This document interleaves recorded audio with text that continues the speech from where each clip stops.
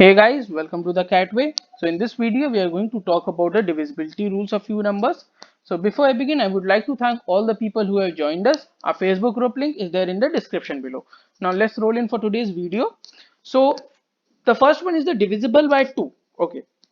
So for any number to be divisible by 2, its last digit should be divisible by 2. Okay.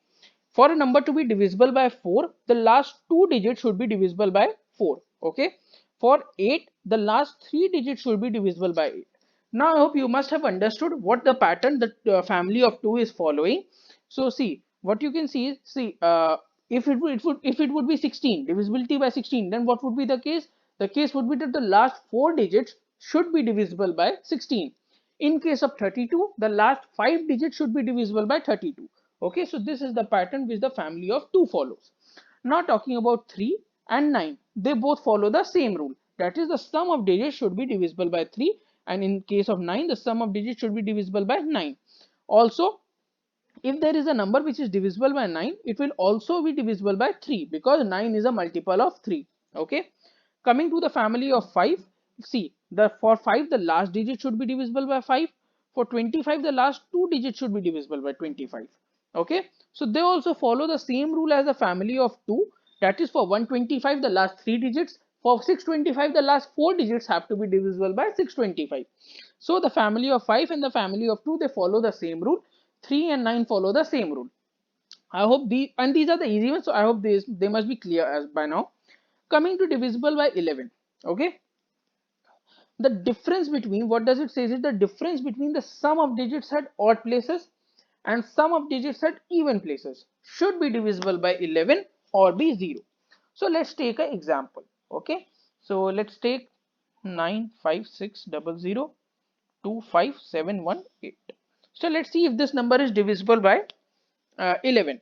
So what we do is, from the right hand side you start giving them odd places and even places. Okay, so this is the first one, this is the second one, this is the third one, this is the fourth one, this is the fifth one, sixth one, seventh, eighth, ninth, and 10th.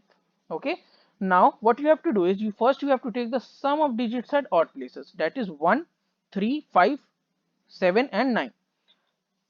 So the digit at ninth place is 5. Now 5 plus 0 would be 5, plus 2 would be 7, plus 2 plus it is 7, then 7 and 7 would be 14, 14 and 8 would be 22. So sum of digits at odd places is 22. Now what we will do is, we'll get sum of digits at even places. Okay, so even places, it is 9, 9 plus 6 15, 15 plus 0 15, 15 plus 5 20 and 21. Okay, so sum of digits at even places is 21. Now what you have to do is difference between them. So the difference between them would be 1.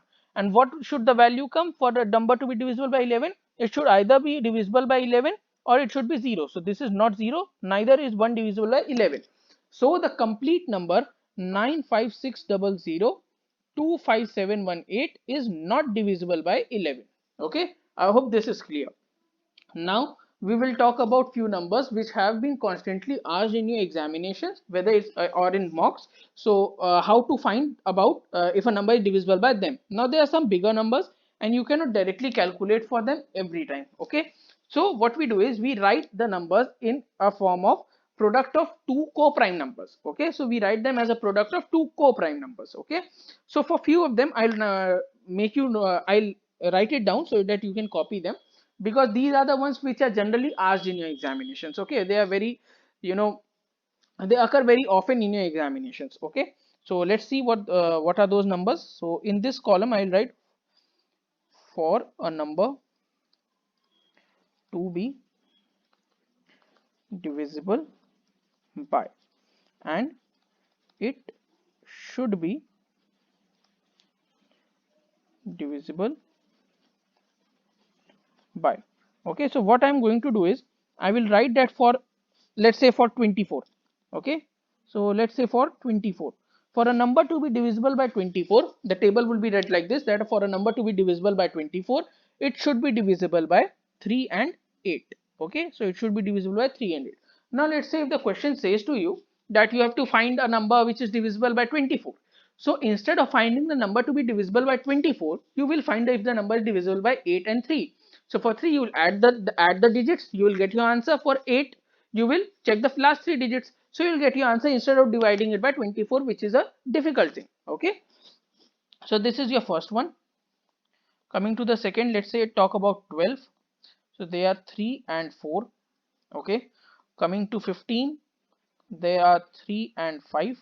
Always they have to be co-primes. Okay. These part always co-primes, so that, see, if any number which comes out of this column, if asked to you, then also you must know how to do it. Okay, write it in the product of two co-prime numbers. Let's talk about 18. So 18 will be 2 and 9. Don't write it 6 and 3 because they are not co-prime. Okay. Coming to 36. Coming to 36, it would be 36 is 4 and 9. Okay. Then coming to 72, it is 8 and 9. Okay. Coming to 88, it is 8 and 11. And coming to 99, it is 9 and 11. Okay, so you can take a screenshot of it, or if you want you can note it down in your notebook. So these are the terms. For 24, it should be divisible by 3 and 8. For 12, it should be 3 and 4, and so on. Okay, now let's solve one question on it which has been asked, or kind of question which is being asked in your mocks as well as in your CAT. So you have to find, the question is that how many, sorry guys, how many pairs of x and y are such that, let's write the number, 5 8 9 y 6 7 x 68 is divisible by 72. Okay, now see, you cannot check for 72, such a large number. You cannot check for 72 ki how many possibilities will be there for x and y. So what you do is, see, what you are going to do is you are going to check it for 8 and 9 if they are divisible by 8 and 9. Okay, so for a number to be divisible by 8, the last 3 digits should be divisible by 8. We know that. So now what you will do is you will take x is equal to 0 to 9 and you will check for which all conditions is it divisible. Okay, so if it is 068, it is not divisible. If it is 168, it is divisible. If it is 268, okay, it is not divisible. If it is 368, it is divisible. If it is 468, it is not divisible. If it is 568, it is divisible.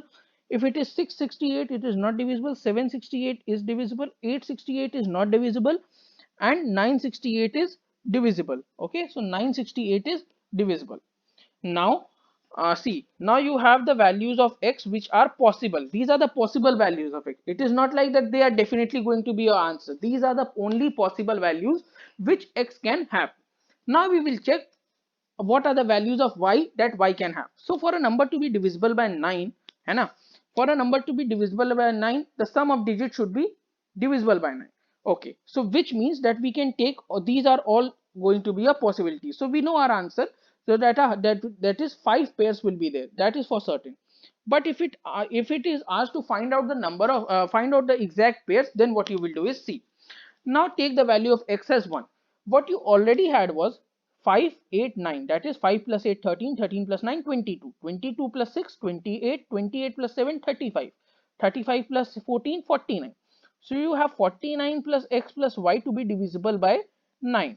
Okay, now what is happening is, see, x is 1. So if x is 1, so 50 plus y should be divisible by 9. So we can take it as 54. So y will become 54.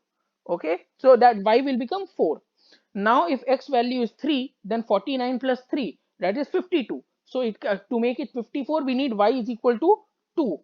Okay, now let's take x is equal to 5. So 49 plus 5 is 54. So it is divisible. So y will be 0. Coming to 7, 49 plus 7 would be 56, and then we can make it as 63. So for making it 63, we need a 7. So y value will be 7. Then taking x as 9, 49 plus 9 would be 58. Okay, So 58 plus, okay, 63 we have to make it. So for making it 63, we need a y as equal to 5. So this is how it helps you, because see, if you would have gone by calculating it for 72, in whole you would have taken complete 1 hour, but you would not have reached towards your solution. But if you know that you can write it as a product of two co-prime numbers, and then you can check for both of them individually, and then you can make your pairs and see if they satisfy all the conditions, then you can easily find out the answers. Okay, so these are the 5 possible pairs which are possible, because we only check for 8 and 9. So I hope how you have understood this, how to go about this, and why this one is useful, why this table is useful. So thanks for watching the video, guys. In the next video, we'll talk about the units digit. Thanks.